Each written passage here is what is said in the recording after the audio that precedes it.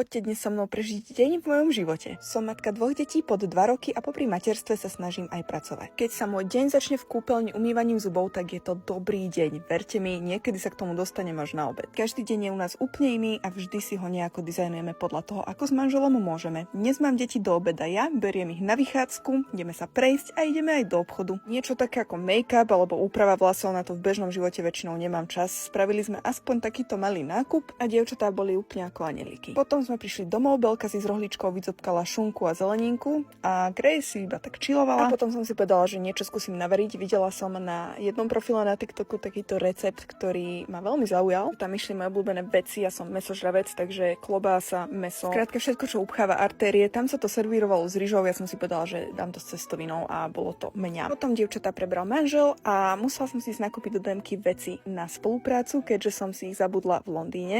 Dnes budem robiť video na tento korektor, ktorý je inak super. Okrem toho som na vyskúšanie vzala nejaké nové veci na vlasy. Som už robila sponzorované video, L'Oreal chcel takýto timelapse, ktorý je teraz trendy, kde sa vlastne premeníte z no makeup na full glam beach a úplne som si to išla, bolo to zábavné ešte aj tvoriť, takže celkom super. A už aj neviem ako, a bol večer a išla som si zabehať, pretože sa snažím troška niečo urobiť so svojou poporodnou postavou, ale teda nikdy sa mi nechce. A 3, 2, 1 a vrátila som sa naspäť domov prezlieť si nohavice. Stále inak vyzerám ešte tehotne. A tak, som na seba hrdá, že som to zase dala aj napriek tomu, že sa mi nechcelo. Potom som sa musela ísť ešte umyť a dala som si rovno vaňu a spravila som si skincare, ktorá je vždy must, aj keď ste není naličení počas dňa. Takže to sa snažím nevynechať. Ešte som si takto narýchlo odcela mlieko pre Grace a môžem ísť spať.